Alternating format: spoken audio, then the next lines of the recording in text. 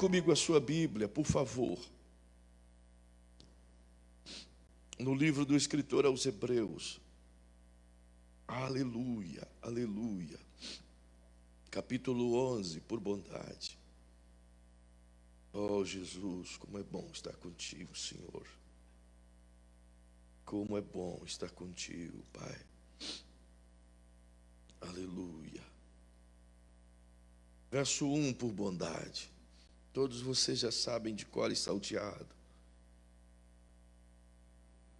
Ora, a fé é a certeza de coisas que se esperam e a convicção de fatos que se não veem. Na versão King James diz, ora, a fé é a certeza de que haveremos de receber o que esperamos e a prova daquilo que não podemos ver. Glória a Deus. Dentro do mundo de hoje, eles chamam de fé pensamento positivo ou positivismo. Mas o positivismo jamais alcança o nível da fé. Jamais se iguala, jamais consegue se chegar perto do que significa a fé. A fé, como afirma o autor aos Hebreus, ela nos dá a certeza plena de que já recebemos, mesmo que todos e todas as circunstâncias estejam ao nosso lado dizendo, és louco, não tens nada aí.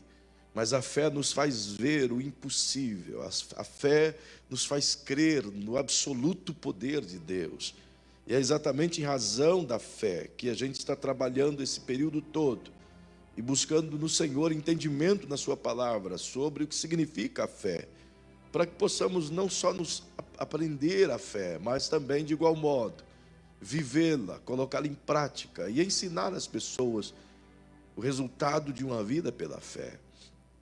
Mesmo porque, como já vos disse não poucas vezes, segundo Jesus, a falta de compreensão da palavra, ela inibe, ela não permite o desenvolvimento da fé. E se a fé não entrar em ação mediante o conhecimento da palavra, naturalmente não há nada que a pessoa possa ter, receber ou viver no Senhor. Porque, como a Bíblia diz, tudo é pela fé. E o apóstolo Paulo, lá no capítulo 14 de Romanos, e o verso 23 em diante, ele trabalha esse conceito e responde às pessoas e diz de maneira clara, afinal de contas, tudo que não provém da fé é pecado. Então, se tudo que não provém da fé é pecado, significa que tudo que eu preciso fazer é viver pela fé. E se eu não fizer, eu estou pecando.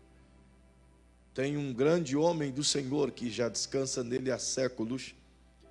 Esse homem, ele era bastante radical consigo mesmo, ele é chamado de Charles Finney. E ele dizia que tudo que a gente for fazer, se não for para glorificar a Deus, então é pecado. Se for almoçar e esse almoço não servir para glorificar a Deus, é pecado. Se for comprar uma camisa e essa camisa não for para glorificar a Deus, é pecado.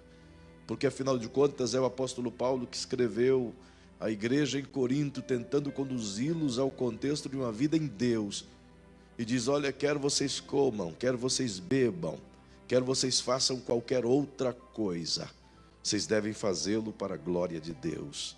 E não mais do que isso. Portanto, a fé, ela alcança todos os níveis da vida. E no domingo nós trabalhamos esse entendimento segundo Deus, de onde Deus levou Jesus a viver os mais altos níveis da fé, a ser provado nas mais altas temperaturas da vida, e ser levado ao mais alto risco da tentação. Mas ele conseguiu superar tudo isso não pelo poder que em si habitava, porque deste ele se esvaziou, mas pela fé que nele jazia e o quanto ele conseguiu produzir essa fé, para que ele pudesse ser para nós como exemplo. Assim como o autor aos Hebreus, no capítulo 12, nos ensina, afirmando-nos que devemos olhar firmemente para ele, porque ele é o autor e é também o consumador. Ele começou, ele continuou e ele terminou a obra da fé. Ele abriu o caminho da fé, então ele construiu e pavimentou toda a estrada. E ele terminou, ele inaugurou a obra da fé. Portanto, ele tem todos os detalhes, ele tem toda a honra, e ele tem tudo aquilo que precisa para que a gente aprenda nele, caminhar pela fé. E Deus colocou isso nele. E eu quero te levar ao longo da palavra hoje o entendimento do que o Cristo que recebeu de Deus fez por nós. Percebam, eu vos disse há poucos dias o que Deus pensa acerca de Jesus, o que Jesus era para ele. No domingo passado eu vos mostrei o que Deus fez com Jesus, o significado do amor de Deus em Jesus, e agora o que Deus, por amor, faz com Jesus. E agora nós veremos o resultado dessas duas ações na vida de Jesus e o que ele fez por nós. E por isso eu quero convidá-los a meditar comigo nesses textos bíblicos e, primeiramente, observar o que o apóstolo Paulo escreve aos Colossenses, lá no capítulo 1 e o versículo 13 em diante. Venha comigo, por favor, aos Colossenses, a boa, fervorosa igreja de Colossos. No capítulo 1 e o versículo 13, o apóstolo Paulo nos dá uma revelação que parece ser tão comum, mas ela é extremamente profunda e importante. Pois diz ele, nos afirma, ele nos libertou do império das trevas e nos transportou para o reino do Filho do seu amor. O verso 14, para completar o texto, no qual temos a redenção, isto é, a remissão de nossos pecados. Acho esse texto extraordinariamente maravilhoso, porque não só afirma o que ele fez por nós, mas ele nos liberta como quem quebra os grilhões, mas não somente faz isso nos deixando no lugar de aprisionamento, mas ele nos arranca do lugar de lamúrias e nos transporta para um ambiente seguro, o ambiente de sua presença. E o que a gente precisa compreender é essa dinâmica do texto, do que Jesus faz aqui em nós, para que entendamos posterior o que ele quer que a gente tenha. Se não, perceba, o fato de Jesus nos libertar, e ele nos libertou essencialmente pela sua morte vicária na cruz, como foi muito bem lido pelo pastor Marcos no início, o sangue precioso do Cristo, derramado na cruz, foi o sangue que nos remiu, que comprou-nos, que pagou o nosso preço, que limpou e lavou os nossos pecados. Portanto, essa ação do sacrifício do Cristo, do sangue precioso do Cristo, de uma vez por todas, nos favoreceu, portanto, abrir as algemas que o pecado em nós havia colocado. E essas algemas, elas não poderiam ser abertas por qualquer outra pessoa, ninguém tinha a chave para isso. E nem mesmo Satanás tinha a chave para isso, porque o pecado jaz dentro do homem, independente do diabo, independente de ele ser o príncipe das trevas, o mal, o terror, o dragão, quem quer que seja chamado, não importa. O mal existe dentro do homem. E não foi o diabo somente que colocou, ele levou o homem a despertar o pecado que tinha dentro dele. Lá no Gênesis você percebe o que ele fez com Adão e a Eva. Ele simplesmente levou-os a conhecer a maldade que havia dentro. É por isso que o Senhor colocou Adão e a Eva como primeiros pais no jardim e ordena a Deus que era para os lavrar e para os guardar. Guardar de quê? Por que Deus dá ordem a Adão e a Eva? Vocês devem proteger o jardim, vocês devem se proteger, vocês devem se guardar, vocês devem se manter em comunhão. Por quê? Porque é homem, e o homem é fadado a escolhas. É dado o privilégio do livre-arbítrio, de escolher, e todo aquele que tem o poder de escolha é factível de escolher errado. E já vos disse outras vezes que o maior privilégio que Deus deu ao homem é o privilégio da escolha. Que não tem prova de amor maior do que essa. Para mim, isso é prova de amor. Declaração é a morte de cruz, está aqui. Mas o fato de ele dizer, você tem o poder de me escolher ou me rejeitar. Isso é um amor puro, porque o amor que exige ser amado não é amor. Amor que te oprime a amar não é amor. Amor que te aprisiona e obriga a amar não é amor. Mas ele, mesmo sendo Deus e mesmo sendo amor puro, ele se oferece e diz, eu estou aqui, quero amar vocês. Mas vocês é que precisam saber se vocês querem me amar ou não. E o fato de o Adão e a Eva escolherem errado não fez Deus os odiar. Não fez Deus desejar eles mortos, que se assim quisesse Ele o faria. Até porque eu considero esse o maior fato extraordinário do amor incondicional de Deus. E por que é um amor incondicional? Porque Ele não amou as pessoas porque elas são boas. Ele não ama as pessoas se elas fizerem coisas boas ou se elas tiverem alguma condição. Ele simplesmente ama. É por isso que o texto bíblico de João 3,16 diz que Deus amou o mundo de tal maneira que deu o seu único Filho unigênito, para que todo aquele que nele crê não pereça, mas tenha vida eterna. Ele amou, ele simplesmente amou. E é essa ação de amor que levou o Cristo a nos libertar dos grilhões. Ele abriu as nossas algemas e podemos ouvir o barulho delas caindo ao chão, as correntes sendo deixadas, mas continuávamos na prisão, continuávamos ali, e não poucas pessoas continuam no mesmo espaço do aprisionamento. O fato do Cristo nos libertar não é simplesmente o tudo é o que o Paulo diz: Ele nos libertou e nos transportou, Ele nos libertou e nos facultou estar nele. Existem aqueles que creem no perdão, recebem o perdão, são livres das algemas, mas não se afastam do pecado, não se afastam daquilo que aprisiona, não saem de perto daquilo que os amarra. E o único meio de sair de perto ou sair de dentro do lugar de aprisionamento é indo para o lugar da liberdade. Esse lugar é o Cristo, é saindo das trevas, indo para a comunhão com Ele. E isso Ele construiu a ponte. O abismo que jazia entre o homem e Deus foi construído por Jesus.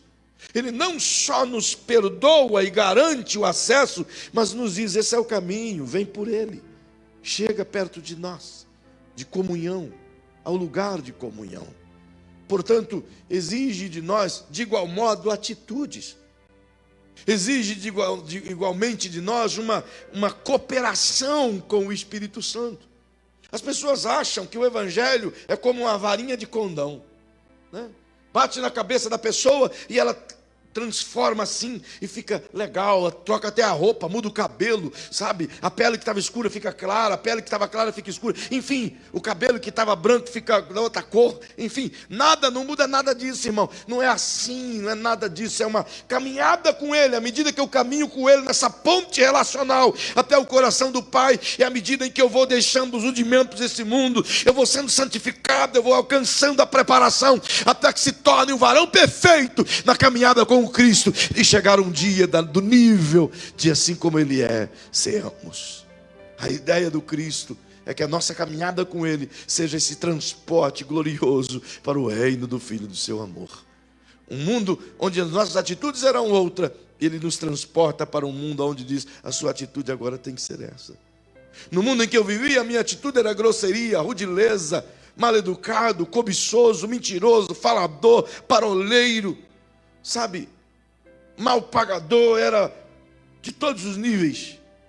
Entretanto, Ele perdoa isso. Aí agora vem e me diz: caminha comigo, e você vai andar aqui no reino do meu filho.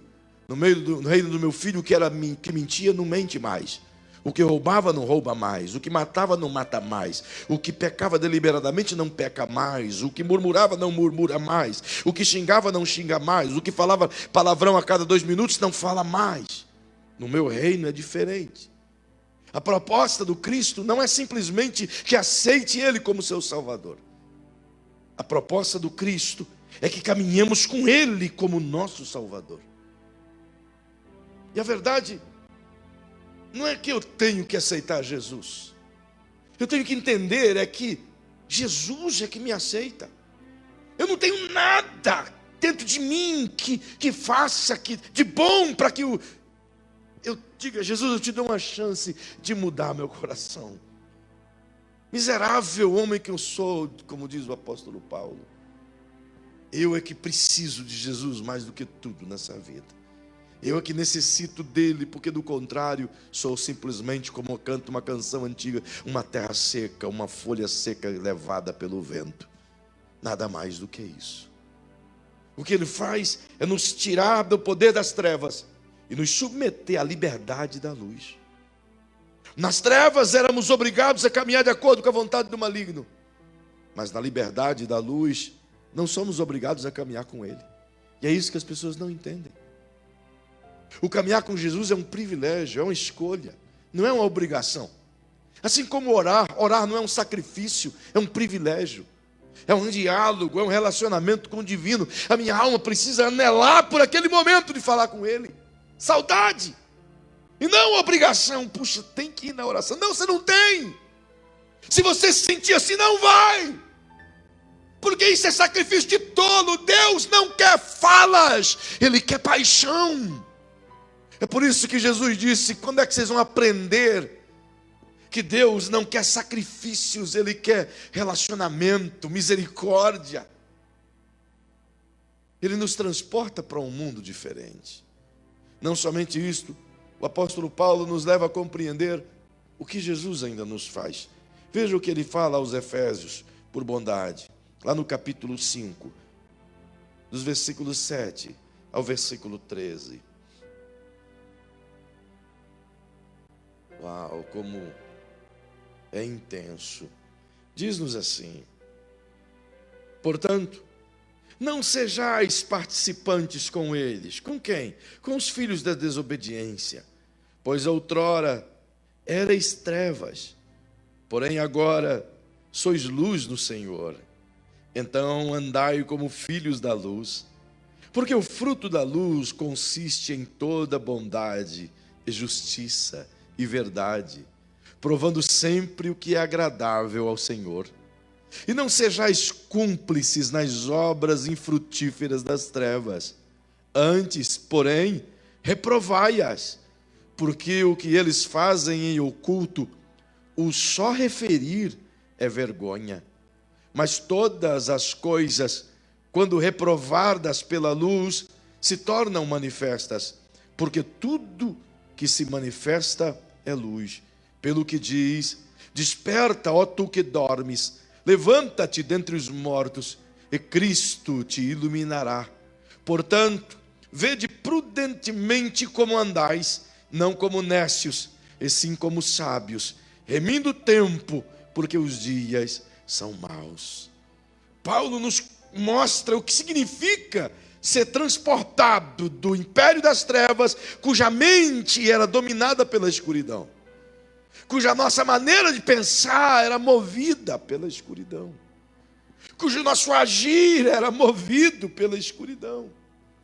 Então se espera que quando se sai da escuridão e a prisão da mente humana, que era dominada pela ignorância, e vem para um mundo da luz, o mundo do Cristo, do entendimento, da iluminação, se espera que as atitudes sejam diferentes, que a prática seja diferente, que o caminhar seja diferente. Eu tenho que ter consciência. Eu tenho que ver que está errado. Quando eu falo mal de alguém, está errado. Quando eu compro e não pago, está errado.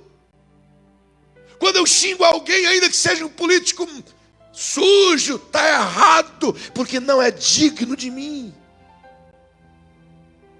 Quando eu minto em favor de mim mesmo, está errado. Quando eu uso de expertises para lucrar em cima do meu irmão, está errado, irmão. Eu preciso ter essa consciência, porque isso é obra das trevas, não é da luz. Quando eu uso o meu corpo para provocar a lascívia, é errado. Quando eu me faço de um bom crente, mas por dentro é apodrecido, é errado.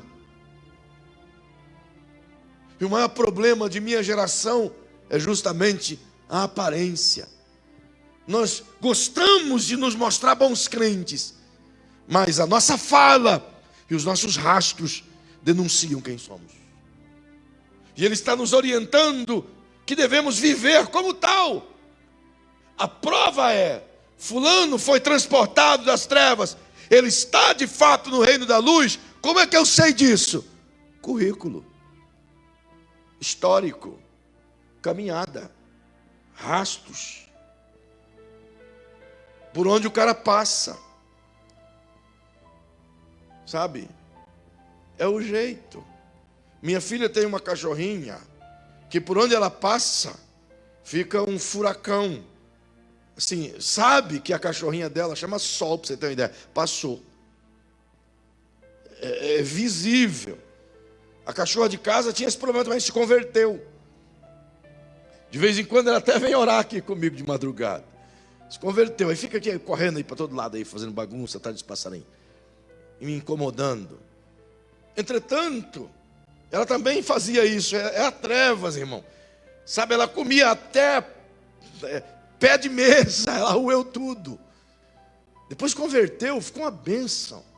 Agora você não escuta nada. É uma bênção a cachorra crente. Sabe, Josué? É assim um negócio estranho. Devia ser assim na vida da gente também. E o é. Por onde a gente passa, como diz o apóstolo Paulo, vós sois uma carta lida por todos os homens. Significa o quê? Que as minhas obras denunciam quem eu sou. Então não adianta eu ter um crachá, uma carteirinha, sei lá, um diploma de pastor, sei lá o que for, mas a minha atitude é que demonstra quem eu sou. E não somente isto, onde eu estou. Porque se a minha caminhada depõe isso, não estou caminhando com Jesus. Se a minha caminhada depõe mentira, falcatrua, murmuração, palavras mal faladas, mentiras e tantas outras coisas, eu não estou caminhando com Jesus. Não é possível andar na luz e viver nas trevas. Não é possível. Quando Ele transporta, as minhas atitudes demonstram isso. O fato de Ele me transportar não é garantia de que eu permaneci lá.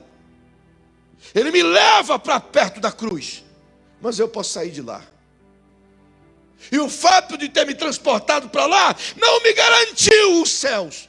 Como quem diz, você tem uma chave na mão, sua salvação está garantida, agora vai, faz o que você quiser. Não. Tu vai virar churrasquinho do capeta lá na boca da onça. Se quiserdes o céu, andai como Cristo andou. Sermos luz em um mundo de trevas. Buscarmos santificar todos os dias. Porque, como diz o autor aos Hebreus, sem a qual santificação ninguém verá a Deus. Ninguém verá a Deus. O apóstolo Paulo nos leva a essa compreensão de uma maneira tão clara. Mas ele me leva a pensar um pouco mais. Vem comigo no Efésios 2. E o verso 1. Ele diz assim: e Ele vos deu vida, estando vós mortos nos vossos delitos e pecados, nos quais andastes outrora, segundo o curso desse mundo, segundo o príncipe da potestade do ar, do espírito que agora atua nos filhos da desobediência, entre os quais também todos nós andamos outrora, segundo a inclinação da nossa carne, fazendo a vontade da carne e dos pensamentos, e éramos por natureza filhos da ira, como também os demais. Uau, se eu fosse você, eu dava um glória a Deus, porque você e eu fomos, sabe, livres disso. Agora perceba que o fato do Cristo nos transportar, nos perdoar, nos conduzir para o seu mundo, o reino de Deus, deve de nos abrir o entendimento para a real compreensão do que significa essa vida cristã. Porque o apóstolo Paulo nos leva a perceber que nós gostávamos de viver nesse mundo de trevas. Ele diz aqui, vocês viviam neles, é como se fizesse parte de vocês. E não poucas pessoas que trafegam nas vias cristãs, sabe, evangelista Anderson, ainda tem saudade da velha vida, porque fala mais da velha vida do que da nova vida, testemunha mais da velha vida do que da nova vida. por que falar do que era desgraça, se agora a vida virou uma graça? E não apenas isto, mas o fato de não deixar, não tirar de dentro. A prova é que o Paulo diz: gente, agora vocês estão andando na luz, então se estás na luz e você recebeu essa vida do Cristo, você não pode mais aprovar as obras das trevas, nem tampouco ser coadjuvante, cúmplice, companheiro, amigo das trevas. Ele está dizendo: se as pessoas com quem você andava, o que eles faziam não glorifica a Deus, você também não pode fazer. Pastor, eu só estava ali no bar, são os meus amigos, eu na verdade estava tomando uma coca.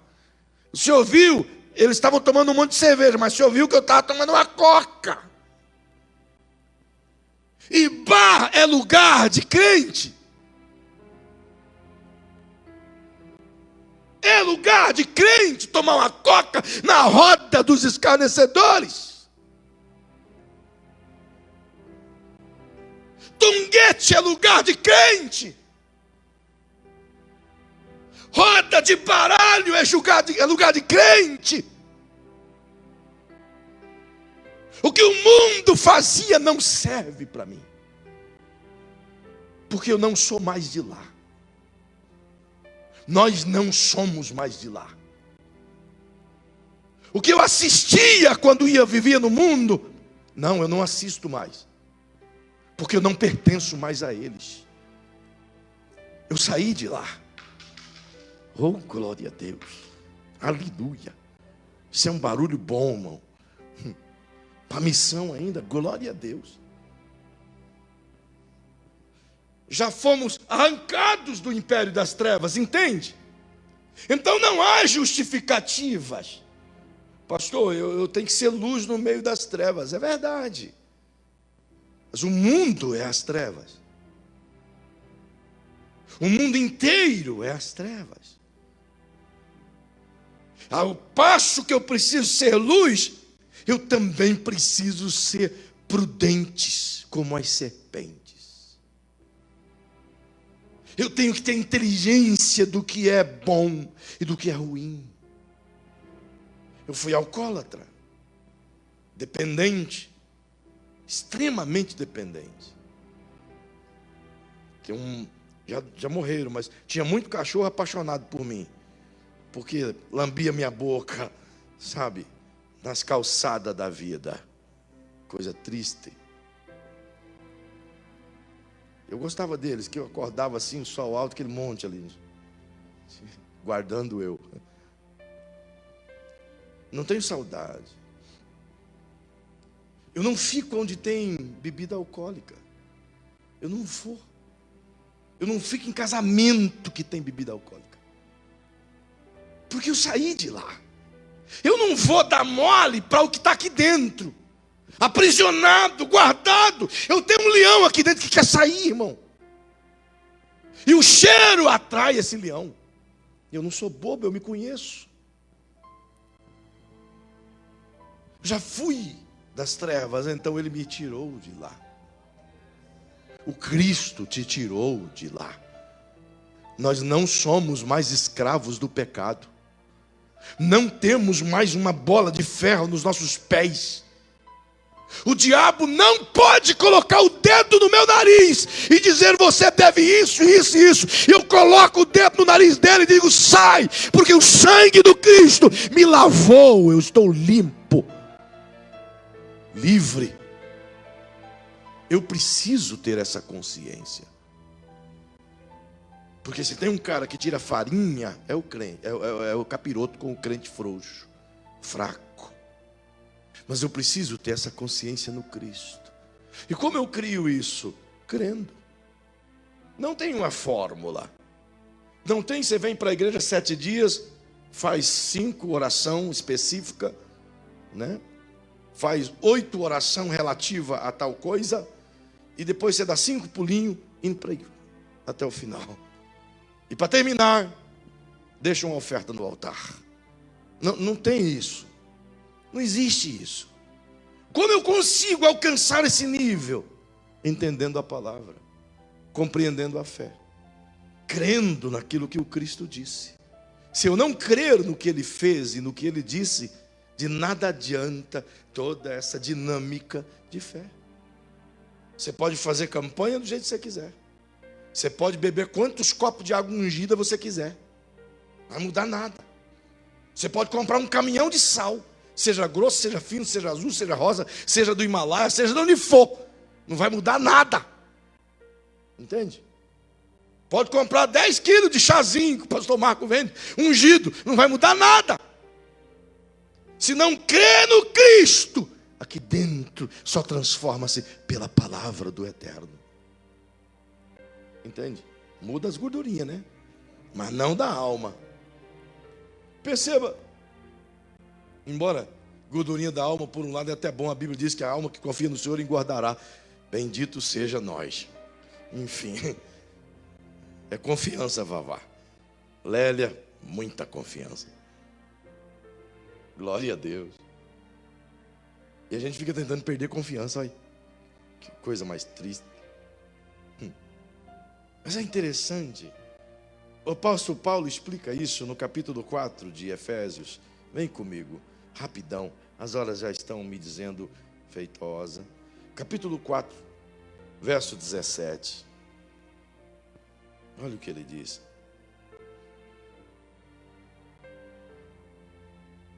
Por esta razão, aliás, desculpe, eu estou lendo aqui o 5.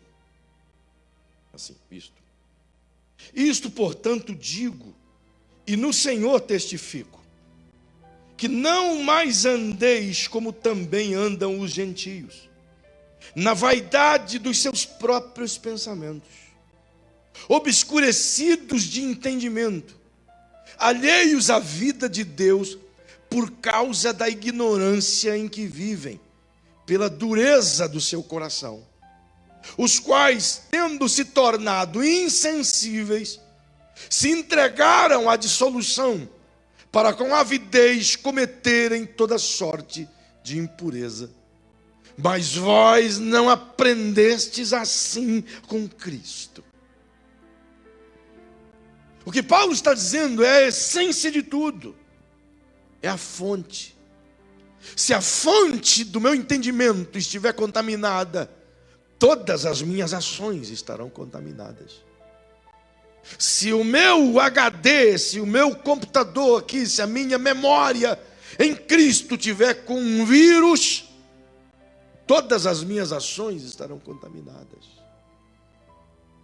E o que o apóstolo Paulo está dizendo é que o transporte do Cristo, quando Ele nos perdoou, quando Ele nos livrou do poder das trevas, quando Ele nos transportou para o reino do Filho do seu amor, quando Ele nos deu vida e nos livrou dos laços impiedosos, do poder do inferno, Ele nos limpou a memória, a mente, a alma, e como que se desse uma oportunidade de um novo viver, uma nova maneira de pensar. É por isso que o Cristo começou a sua mensagem: mude a sua maneira de pensar. Porque o meu pensamento não pode ser determinado pelo império das trevas.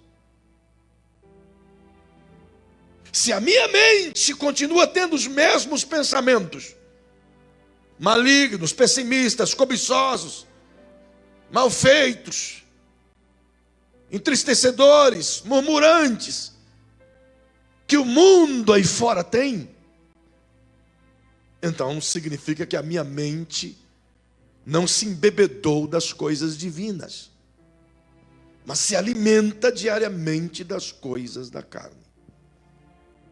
Há 6 anos atrás, alguns aqui sabem disso, e você em casa pode saber agora.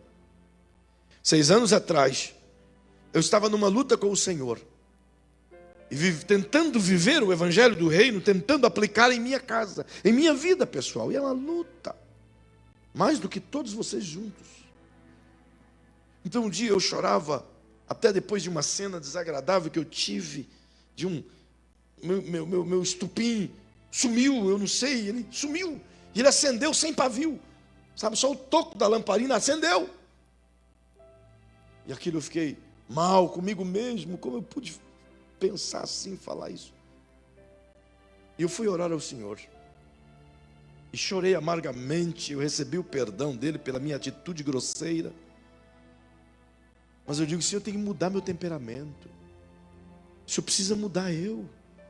Transforma eu, Senhor.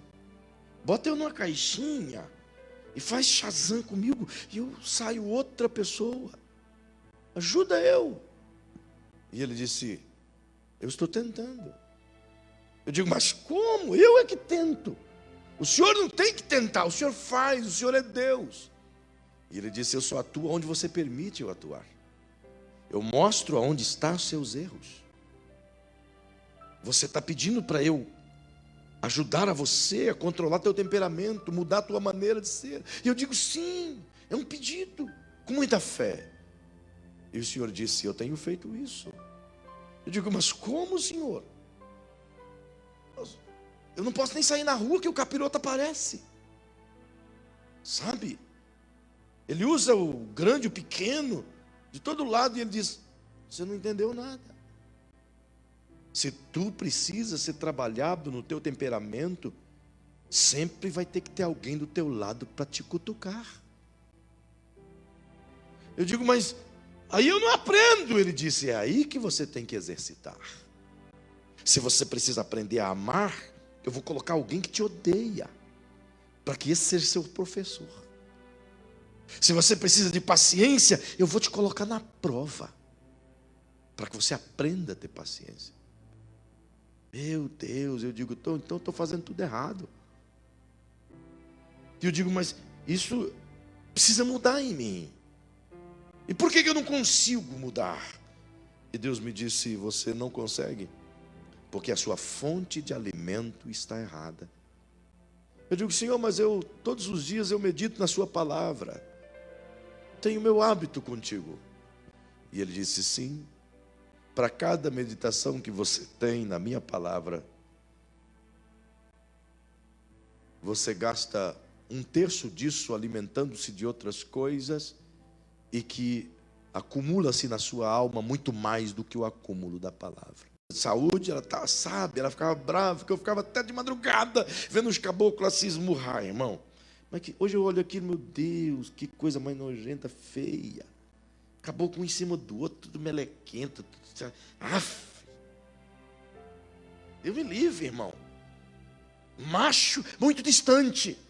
Por favor, mantenha a distância. Distância de segurança. Né? Contudo, eu alimentava a minha alma dessas coisas. Então eu alimentava justamente o lado que eu estava tentando, Marcos, impedir de crescer. Como eu vou impedir de crescer? Eu alimentava a minha alma de paixão por Deus, mas alimentava a minha animosidade, o meu pecado, a minha volúpia masculina de ver sangue.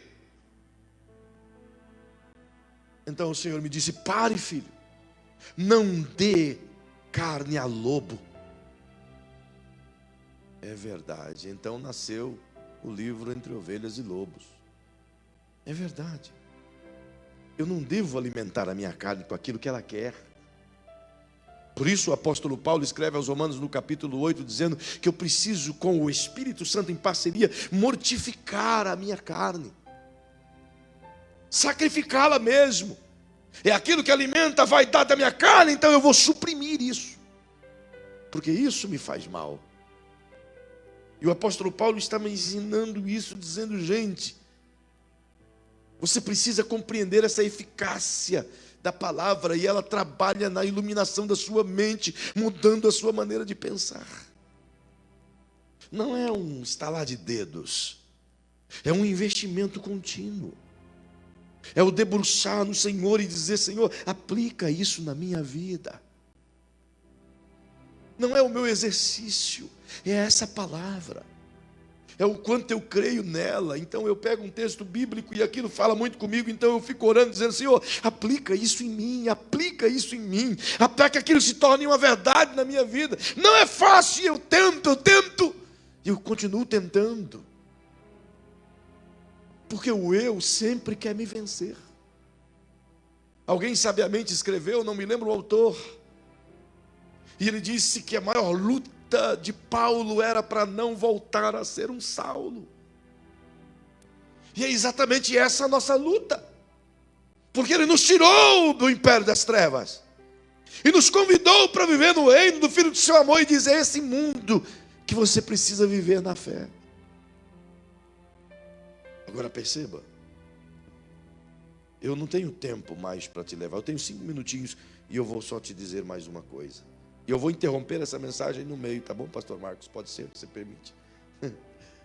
Pois bem, olha o que o apóstolo Paulo nos escreve aos Romanos, no capítulo 5 e o verso 8. Vê se a gente merece isso. Vê se há em nós qualquer tipo de mérito para que essa ação do Senhor viesse sobre nós.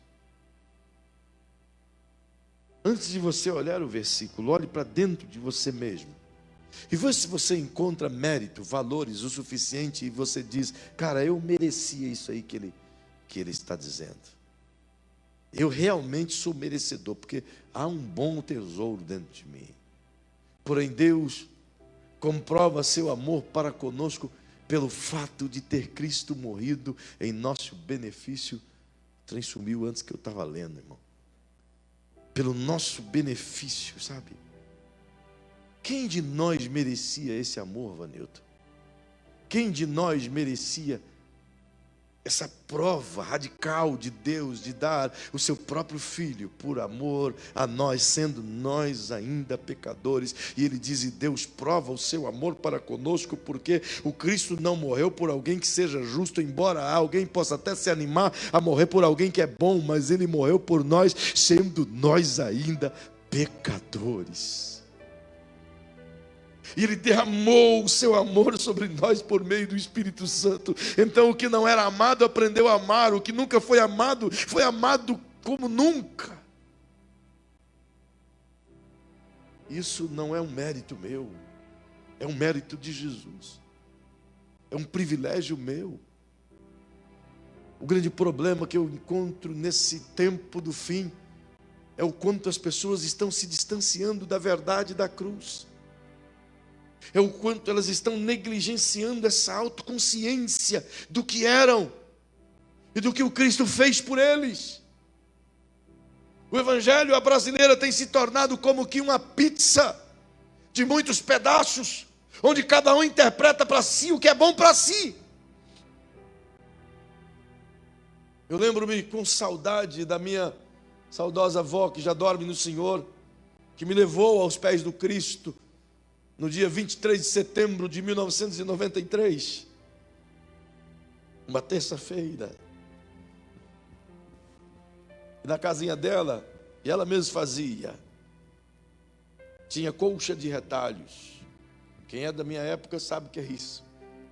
Na minha época eu achava feio demais, porque meus amigos de escola tinham coberta, e a gente tinha colcha de retalhos, que era aquele monte de pedaço de pano costurado para formar um panão, né?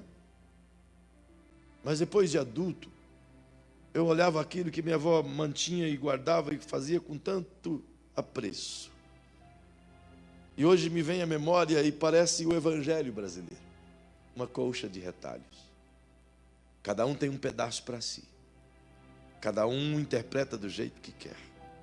Cada um cria sua própria doutrina, sua própria regra, seu próprio entendimento. Cada um pega o texto bíblico e aplica para si mesmo. Cada um acha que tem que ser do jeito que é, quando na verdade não é do meu jeito, não é do seu jeito, é do jeito de Deus. Não é o que eu penso, não é o que o teólogo pensa, não é o que o pastor fulano pensa, não é o que o intérprete fulano pensa, é o que Deus pensa.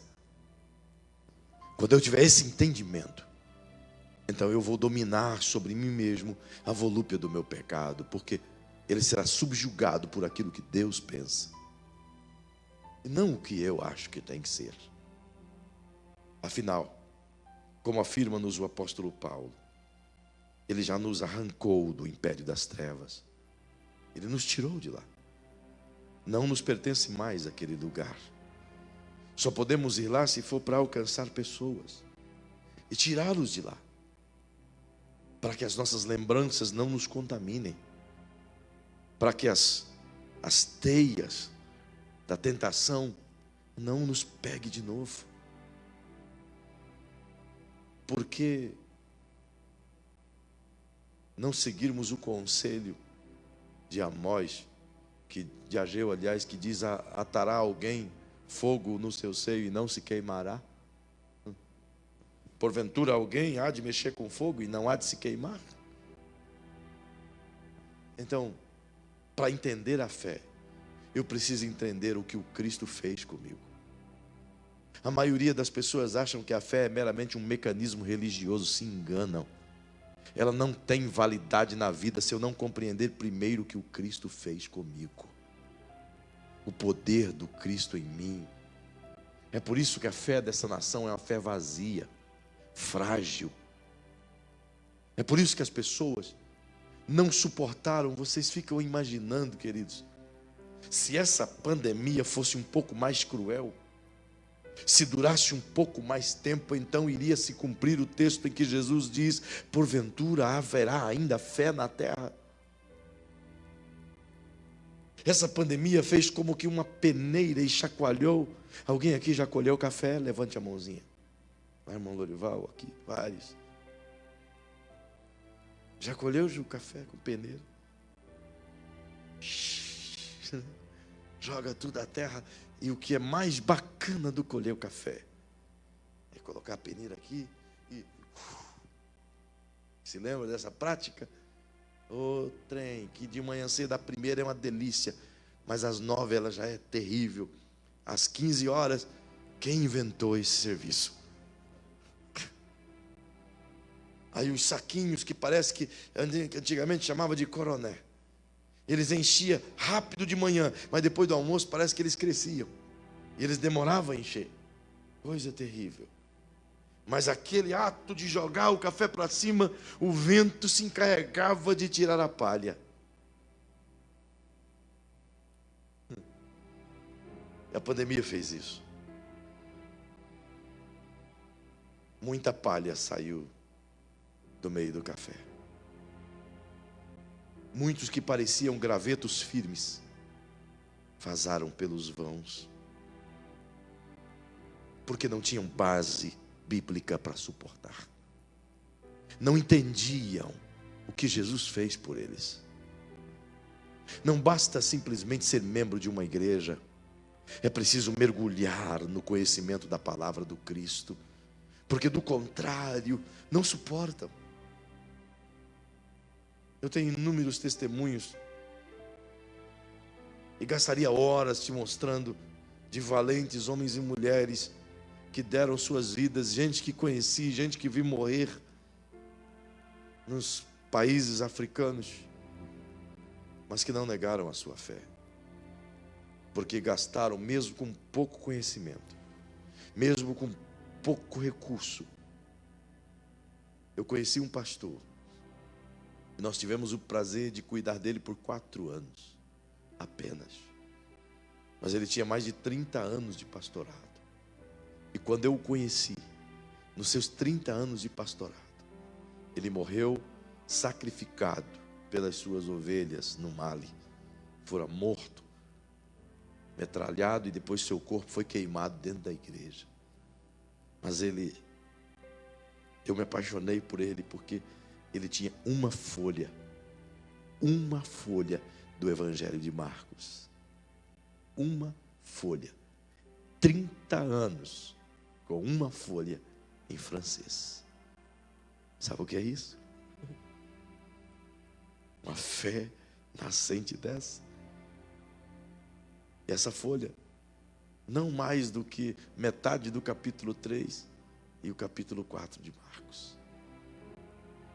Uma folha. Mas se você conversasse com ele, eu vi esse homem sendo desafiado por um bruxo, um feiticeiro, Foi a primeira experiência sobrenatural que vi na minha vida. O feiticeiro chegou diante dele e desafiou-o. E nós estávamos em uns 8 pastores do Brasil. E esse feiticeiro desafiou-o, dizendo: o teu Deus faz isso? E o cara cortou os 2 braços assim, e fez umas mandingas todas enquanto o sangue caía. E aquela ferida se juntou diante dos nossos olhos. Uma coisa assim que arrepiava até o cabelo do documento, quanto mais da cabeça. Ficou uma coisa assim terrível. Sua pele sentia o peso das trevas. Agora, e esse pastor quieto, e a gente agoniado. Eu mesmo estava pensando em sair fora, vamos dar um jeito de fugir daqui. As primeiras viagens minhas, isso foi acho que 2004, 2005, uma coisa assim. Então, aquele homem, depois de cortar-se várias vezes, e ele usava esse texto: não tentarás o Senhor teu Deus. Não tente a Deus, não faça tal coisa. E o feiticeiro fazendo gritos, e aquele montaréu de gente assim, eles fazem uma algazarra tremenda. Tem alguns vídeos desses na internet.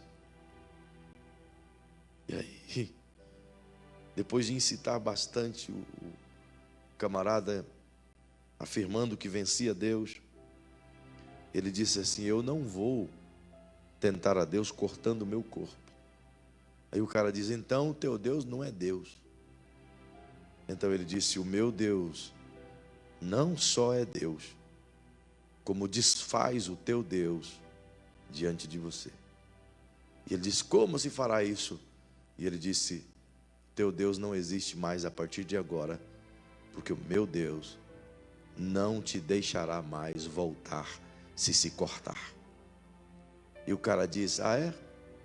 Ele abriu aqui, as entranhas saíram, mas ele não voltou. Eu vi umas 300 e poucas pessoas dobrarem seus joelhos ali naquele chão e testificarem que há um Deus nos céus, acima de todas as coisas. No primeiro trabalho missionário que fiz, servi em 1999, eu e minha esposa num campo de leprosos. Então, na casa de um feiticeiro, se chamava Redimídio, um pai de santo muito forte, famoso.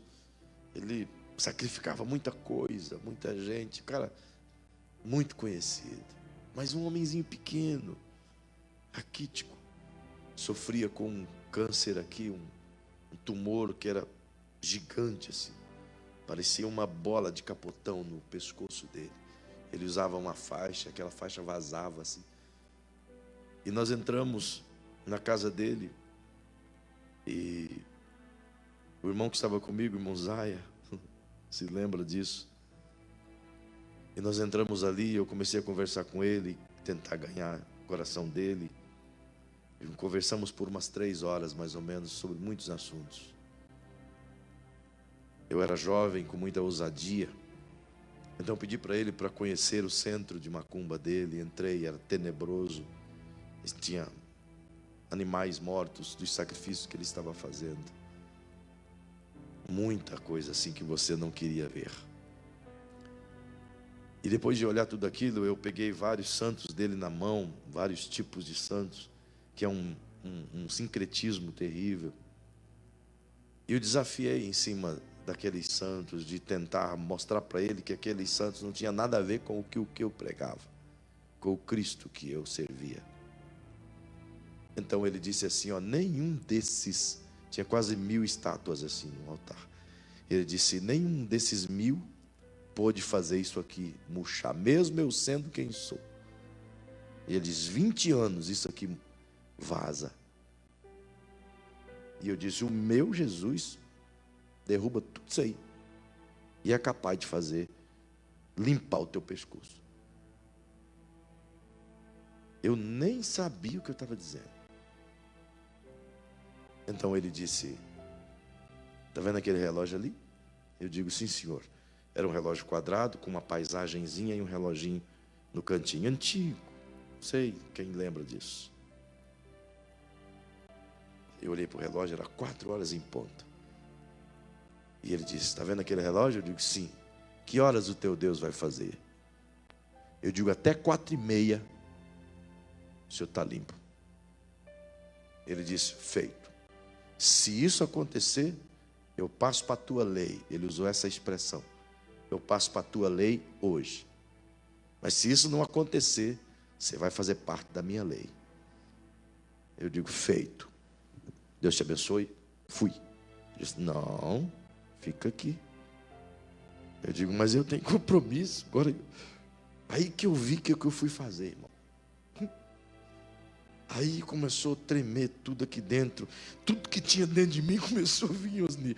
E eu comecei a dizer: será que é eu mesmo? Meu Deus do céu. Parece que eu tinha uns 20 Emerson aqui dentro que dizia para mim mesmo: o que você foi falar, seu bocudo, boca aberta? E agora?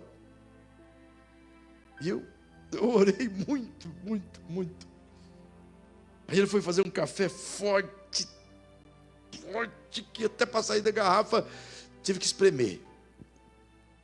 Mas bebi. E aquela hora não passava, irmão. Cada minuto valia 10. E eu dizendo: meu Deus, libera eu. Faz alguma coisa aí. Porque senão vou passar para essa lei. Mas quando deu 4h30, minhas pernas nem estavam mais em mim. Elas já tinham ido embora. Ficou só eu ali. O irmão Zaya foi embora. Ficou lá fora, irmão. Como quem diz: eu sou o primeiro a correr. Não participei disso. Ele mesmo contou isso. Entretanto, 4h28, 4h29 mais ou menos, ele se engasgou com o café. Ele começou a tossir. Ele pegou um pano velho e começou a tossir. E aquilo começou a sair da boca dele, pedaços como que se fosse de gordura, sabe? Mas era tipo pus. Ele começou a tossir, começou a cuspir aquilo no chão. Ele cuspia e chorava e começou a cuspir. E aquilo foi murchando.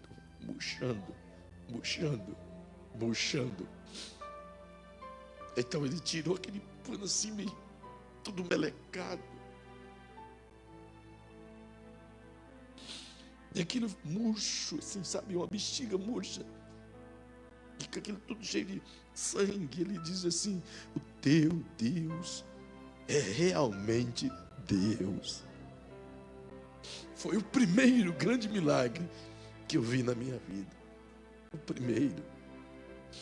Nunca mais deixei de crer nele, porque ele é capaz de fazer coisas que você não imagina. Você está achando difícil alguma coisa? Ele pode resolver isso agora. Ele é Deus, ele continua o mesmo, sabe? Foi a primeira alma que nós batizamos lá na ressaca. 8 meses pregando, ninguém se converteu. Depois dele, 46 pessoas se converteram a Cristo. Há um Deus nos céus, como diz Daniel. Há um Deus nos céus que revela o profundo e o escondido, que tem poder. Orai de malaca podomai, ai, chombo bocatauá. Fique em pé, fique em pé.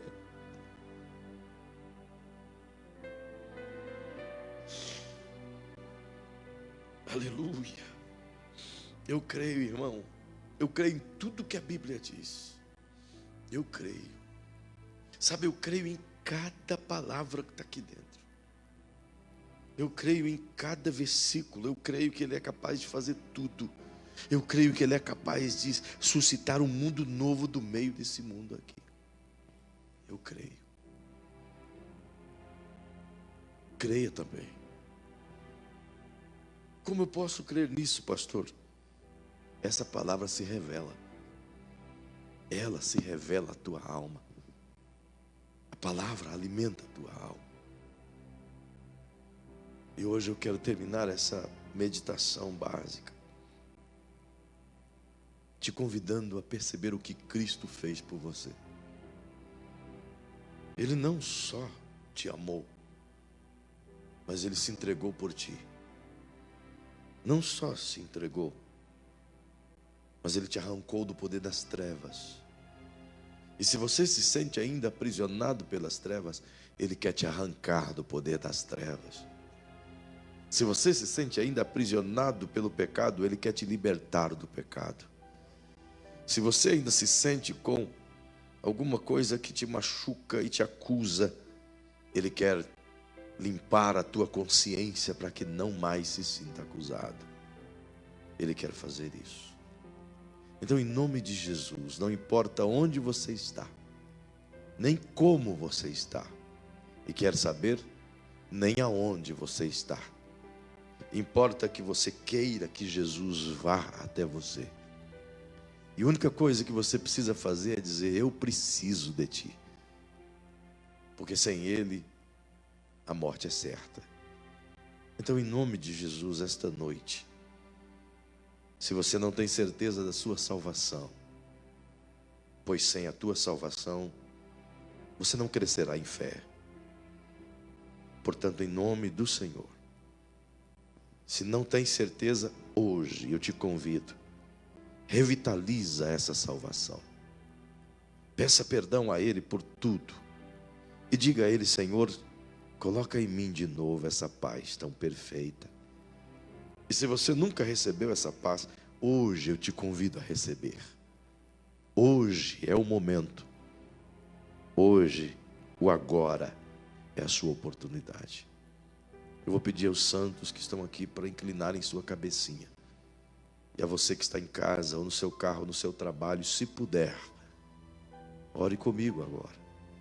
E se quiser entregar seu coração a Jesus, aí mesmo onde você está, você não precisa ir a uma igreja para isso. Jesus está aí com você. Depois você só vai procurar uma igreja para que a sua fé seja acrescida e o entendimento da palavra seja liberado sobre você. Mas agora é você e Deus. Se encontre com Ele agora, em o nome de Jesus. Paizinho querido, eu me uno a essas milhares de pessoas que estarão vendo essa palavra. Eu me uno a essas pessoas que estão aqui no templo e aqueles que estão nos assistindo, cultuando, ouvindo pela rede de transmissão. Mas eu quero te pedir por eles, Paizinho, não somente que Tu os cure, pois eu sei que o Senhor já curou esta noite aqui. Mas eu quero pedir que o Senhor revitalize a fé desse irmão, essa fé que está enfraquecida pelas grandes notícias e maléficas notícias do mundo. Essa fé que está enfraquecida, Senhor, pela opressão, por tudo aquilo que o inferno tem lançado como dardos inflamados na mente e na alma desse irmão, dessa irmã. Ele não tem conseguido se esquivar, se livrar desse mal. Então, em nome de Jesus, que esse momento, Pai, que a Tua palavra foi pregada, ela possa quebrar os ferrolhos de ferro, como diz Isaías. Que a Tua palavra possa entrar nesse coração agora e convencer esta pessoa, Senhor, do quanto ela precisa de Ti. E que a Tua salvação seja agora mais viva na vida de quem me ouve e de quem crê, Senhor.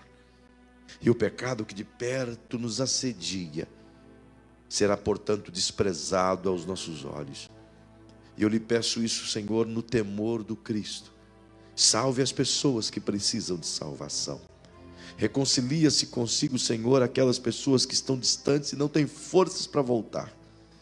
Que o Teu nome seja nelas glorificado. Paizinho, que a Tua cruz uma vez mais arraste as pessoas das trevas e transporte-as para o reino do Filho do Seu amor. Eu lhe peço, Senhor, dá-nos almas, pois queremos cuidar delas com muito amor. Dá-nos almas, Pai, pois queremos ensinar o Evangelho a cada uma delas. Dá-nos almas, Senhor, não por causa do número, mas por causa das trevas. Dá-nos almas, Senhor, não por causa da denominação, mas por causa do inferno e por causa do céu. Pessoas me ouvem agora, Senhor, e estão se perguntando como. Então salve essas pessoas, Pai. Dê a eles convicção do Evangelho, convicção do pecado, e a convicção de uma tão profunda salvação. Paizinho, eu te louvo por esta reunião, por essa oportunidade de aprender a tua palavra, pela oportunidade de mais uma vez se deleitar em ti. Assim eu lhe agradeço por essas filhinhas queridas que hoje louvaram o teu nome aqui.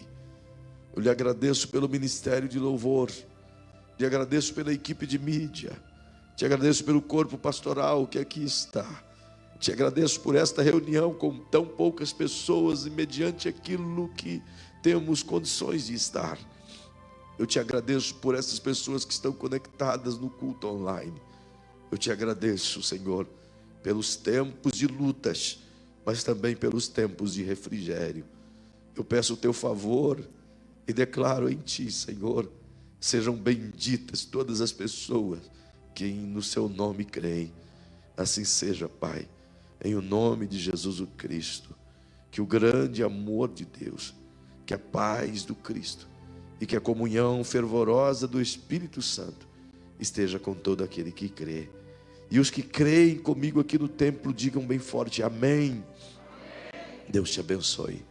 Obrigado, queridas irmãs. Você está me devendo uma canção, vocês vão ter que voltar, tá? Deus abençoe vocês. Obrigado por terem vindo, foi maravilhoso louvar a Deus com vocês.